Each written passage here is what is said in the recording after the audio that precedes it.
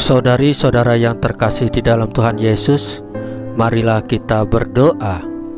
Dalam nama Bapa dan Putra dan Roh Kudus. Amin.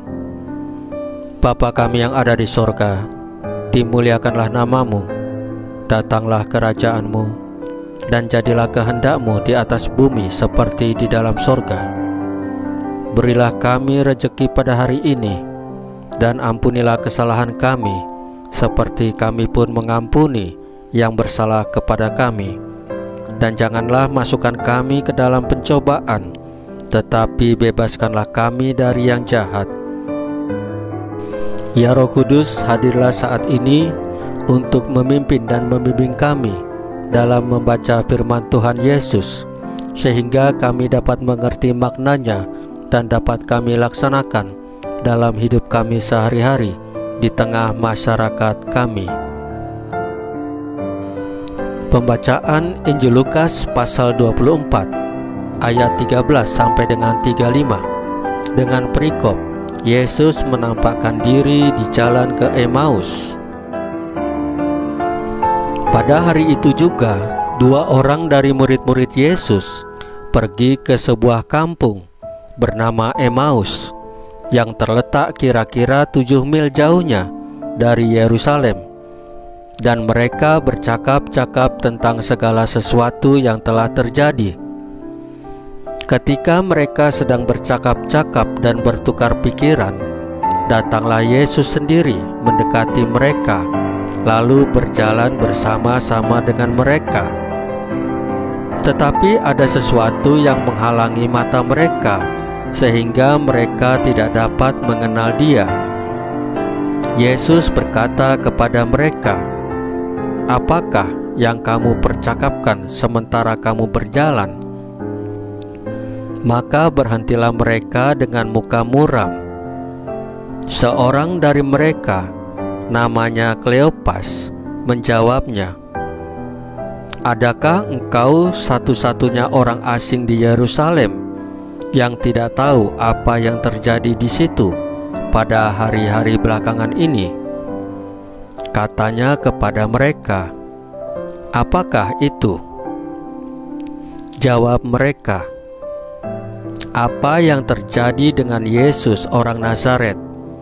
Dia adalah seorang nabi yang berkuasa dalam pekerjaan dan perkataan di hadapan Allah dan di depan seluruh bangsa kami.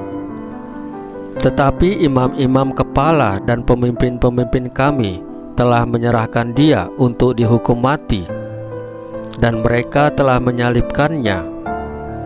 Padahal kami dahulu mengharapkan bahwa Dialah yang datang untuk membebaskan bangsa Israel. Tetapi sementara itu telah lewat 3 hari sejak semuanya itu terjadi. Tetapi beberapa perempuan dari kalangan kami telah mengejutkan kami. Pagi-pagi buta mereka telah pergi ke kubur dan tidak menemukan mayatnya.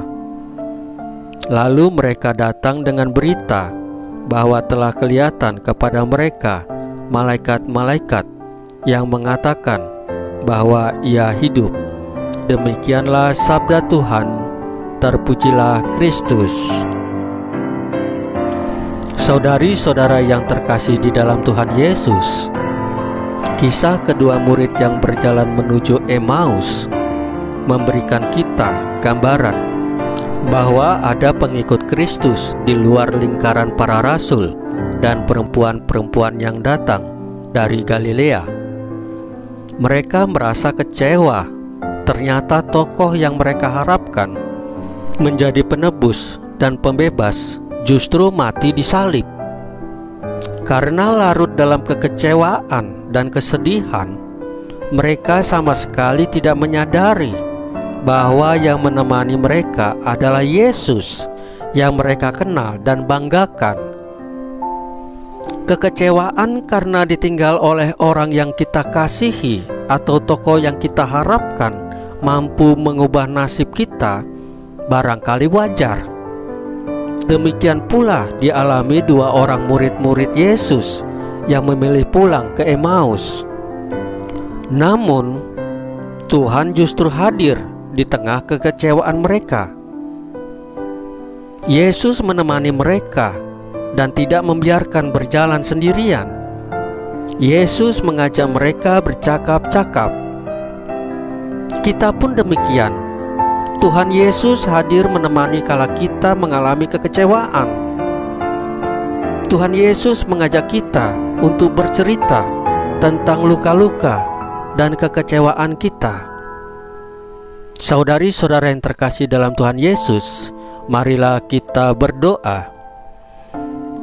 Tuhan Yesus, hadirlah dalam seluruh pergumulan hidup kami. Salam Maria, penuh rahmat, Tuhan sertamu. Terpujilah engkau di antara wanita, dan terpujilah buah tubuhmu Yesus.